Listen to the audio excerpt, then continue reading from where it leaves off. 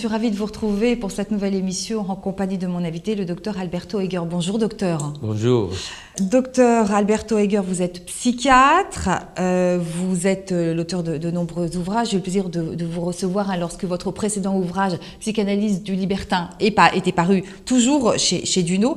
Je précise que vous êtes directeur de recherche à l'Institut de psychologie de l'Université Paris-Descartes à Paris. Le pervers narcissique et son complice, c'est le thème de cette émission, c'est le thème donc de votre dernier livre qui vient de paraître chez Duno. Docteur Heger, ma première question va porter sur le portrait du pervers narcissique. Dans ce livre, vous mettez en lumière l'emprise du pervers narcissique sur l'autre. On va expliquer les étapes de ce processus. Qu'est-ce qu'on peut dire déjà sur sa construction ? Comment est-ce qu'il en vient à vouloir se nourrir de l'autre, entre guillemets, et de vouloir le détruire, d'avoir besoin de cette emprise? Merci de m'inviter, de votre question, parce qu'elle est totalement essentielle par rapport au thème que nous allons traiter. Le pervers narcissique est un cas particulier de la pathologie du narcissisme, et c'est la forme typique de la perversion des personnalités narcissiques. Et je suis d'autant plus heureux d'avoir pu travailler sur ces sujets en compagnie d'autres, parce que depuis que nous travaillons, c'est devenu un sujet très très important pour beaucoup de cliniciens, des experts judiciaires, au niveau des éducateurs, au niveau de différents contextes. Le pervers narcissique, donc, c'est quelqu'un qui se nourrit de la dépréciation de l'autre. Il vit son amour de soi aux dépens de celui de l'autre. C'est à partir de là que, c'est une structure de fonctionnement qui est dans un lien, dans une relation à quelqu'un d'autre. S'il n'a personne d'autre, il est un peu perdu. Il cherche désespérément à trouver, mais il a absolument besoin de cela pour continuer à croire, lui, comme le meilleur. C'est croire comme le meilleur. Okay. Comment il se construit? Dans quelle structure familiale il se construit pour, on va dire, avoir cette espèce de tricotage à l'envers, si on peut dire? Il se nourrit dans un contexte familial où, évidemment, les valeurs narcissiques, l'arrogance, la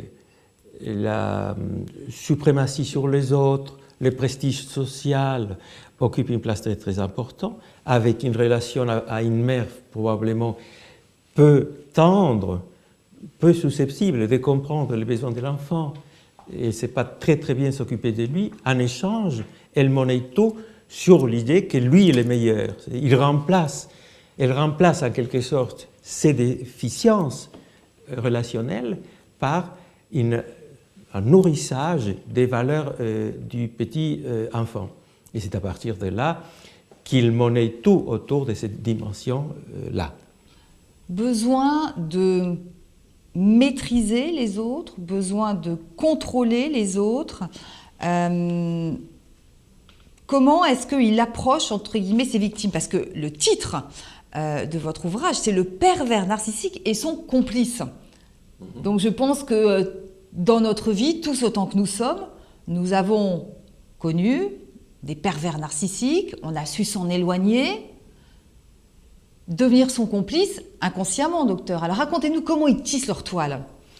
Ils tissent sa toile de différentes façons et moyennant un certain nombre de mécanismes. Il est séduisant, il essaie d'envelopper les autres, il peut éventuellement être mystificateur.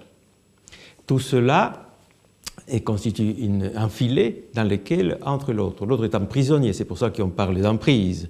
Sont prisonniers et on parle aussi de prédation morale. Je crois que c'est un élément très, très, très important. Alors, vous direz, comment il y a des gens qui y entrent? On y entre souvent parce que les personnes qui sont ces victimes ont une faiblesse quelque part. Ils viennent de subir, par exemple, une déception importante dans leur vie, une perte de statut. Ils vivent la perte d'un être cher. Donc, ils sont particulièrement sensibles à ce genre des situations où il cherche donc désespérément chez le pervers narcissique quelqu'un qui a toute l'apparence de solidité, des forces, quelqu'un qui ne se remet jamais en question, quelqu'un qui a toujours donc raison. Et qui leur donne les sentiments qu'elles vont se sentir plus fortes, se retrouver récupérées. Ce sont aussi, dans beaucoup de situations, des gens qui ont quelques troubles de la pensée et que la logique qui exprime la rhétorique du pervers narcissique les séduit énormément. Donc ça veut dire que voilà, bien. Prédation morale, et ça passe par effectivement la séduction. Absolument, absolument. Et la persuasion, c'est-à-dire qu'en même temps, le pervers narcissique va essayer de convaincre l'autre, tout d'abord qu'il ne vaut pas grand-chose, et ensuite que c'est lui le seul qui peut le nourrir, le construire. L'aider, voilà, d'accord. C'est un hableur, si on peut dire, dans les termes courants. C'est vous qui le dites et on vous croit. Alors dans ces cas-là, ce que vous appelez, c'est sa victime, mais ce que vous dites, son complice, effectivement complice inconsciente, bien évidemment, donc on a compris, les victimes ne sont pas choisies par hasard, elles sont dans une période fragile, comme vous dites, elles ont connu un deuil, un accident de la vie, quel qu'il soit, on est d'accord. Elles vont trouver sur leur chemin ces pervers narcissiques. Dans le domaine amoureux, est-ce qu'effectivement, il va pouvoir, par exemple, lui promettre monts et merveilles, lui dire qu'il l'attend depuis la nuit des temps, lui promettre le mariage, etc. Qu'est-ce qu'il va chercher à l'isoler ? Absolument. Dans le domaine amoureux, il se passe très, très fréquemment, on trouve ces situations. Et nous recevons en clinique les victimes de ces genres de manipulations, et c'est souvent les épouses ou les... C'est les femmes qui sont plus victimes, docteur ? Dans la mesure où, d'une part, c'est de la situation de couple, et d'autre part, qu'il s'agit d'hommes, pour la majorité, les pervers narcissiques fonctionnent préférentiellement dans ces domaines, mais aussi des hommes, et des hommes jeunes et de tout âge. Aujourd'hui, on trouve tous les spectres d'âge parmi les victimes, les gens mûrs, plus âgés, parce que vous savez, effectivement, des caractéristiques du 3e, 4e âge, c'est l'affaiblissement d'un certain nombre de choses. Oui, bien sûr. Et les besoins. Donc, ils fonctionnent comme un repère auquel on s'accroche. Et leur escroquerie, parce qu'il y en a une, est morale essentiellement. Ils ne cherchent pas forcément, comme on trouve par ailleurs, dans beaucoup de situations dans lesquelles sont entraînés les gens âgés, des escrocs caractérisés. Lui, c'est une escroquerie morale. Il veut obtenir toujours des bénéfices qui les mettent en valeur et qui lui donnent plus de prestance.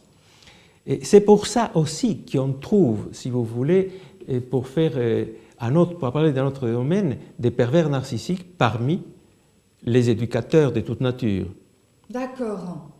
Parce qu'ils s'attachent, dans ce cas, à des jeunes, des enfants ou des adolescents qui sont dans une situation de dépendance absolue et qui sont en quête disons rapidement, des figures parentales fortes, n'est-ce pas ? Toutes ces caractéristiques entrent en ligne de compte. Et c'est pourquoi votre question est assez intéressante. Pourquoi j'ai dit complice ? Complice. C'est parce qu'il y a à la fois une raison structurelle et ensuite une raison pratique. D'un point de vue structurel, il est certain que ce que les gens ne savent pas a besoin d'autrui, du rabaissement de l'autre et de l'humiliation de l'autre pour se mettre en valeur lui et exister. C'est une espèce de nourriture dont il a besoin. Docteur, quel lien entre le pervers narcissique et la sexualité, ou quelles conséquences sur la sexualité pour le pervers narcissique ?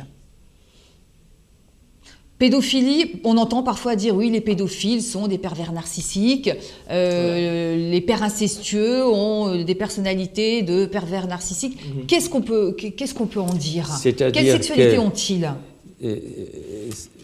est-ce que la question immédiate, c'est de savoir quelle est la fonction de la perversion narcissique dans ce type de personnalité. C'est donc abuseurs sexuels.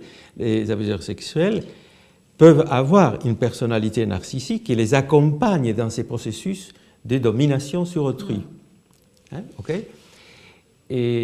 Mais probablement le but principal, c'est l'abus sexuel. Okay?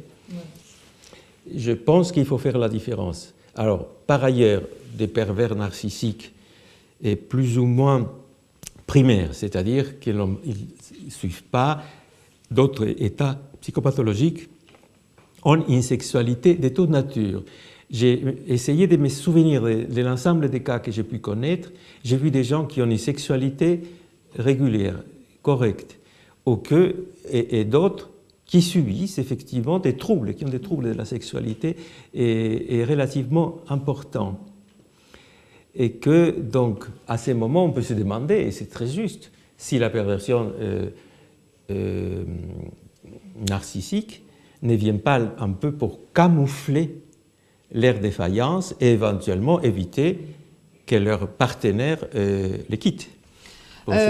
Docteur, on va finir cette émission avec les cas cliniques, hein, les patientes essentiellement que vous recevez, vous. Quelles sont les pathologies qu'elles ont développées au contact d'un pervers narcissique? Outre le fait que ces femmes sont bien évidemment anéanties, extrêmement choquées, j'imagine, quand elles se rendent compte à quel point elles ont été manipulées, parce que comme on le disait, victimes, oui, complices, inconscientes. Oui, bien sûr. Qu'est-ce que vous voyez, vous, dans votre cabinet? Parmi les victimes, une large majorité, il s'agit des gens déprimés. Ce sont des personnes dépressives qui ont perdu toute confiance en elles-mêmes, même si elles se rendent compte, effectivement, qu'elles ont été manipulées. Ils ont honte de ce qui leur est arrivé. C'est pour ça qu'elles ne racontent pas, qu'elles ne demandent pas de l'aide, qu'elles ne consultent pas d'autres ou des amis ou des gens de leur famille. Ils vivent ces drames parfois et longtemps dans le secret. Honte de s'être laissé abuser, honte de ne pas avoir su voir plus tôt, dès le début, ou de ne pas avoir senti effectivement dès le début. Absolument, voilà. Absolument. C'est un peu, si vous voulez, c'est encore la manipulation à distance du pervers narcissique. Parce que ce qui me paraît aussi très très important, c'est que les victimes, il faut dire aux victimes qu'ils ont tout à fait le droit de s'indigner. Ils ont tout à fait le droit d'aller chercher de l'aide. Elles ne sont pas responsables, c'est ça que vous voulez dire? C'est important, elles ne sont pas parce qu'elles culpabilisent, voilà. Toujours. Pour une chose ou une autre. Bon, bah écoutez, en tout cas, docteur Heger, merci d'être venu à nous parler sur le plateau des pervers narcissiques et son complice. C'est paru chez Duno. On a plein de choses à dire. Vous êtes le bienvenu pour qu'on fasse une émission parce que c'est vrai que c'est un sujet important qui nécessite encore beaucoup d'explications. Merci beaucoup, docteur. Eh bien voilà, c'est la fin de cette émission. Merci de nous avoir suivis. À très bientôt. Merci.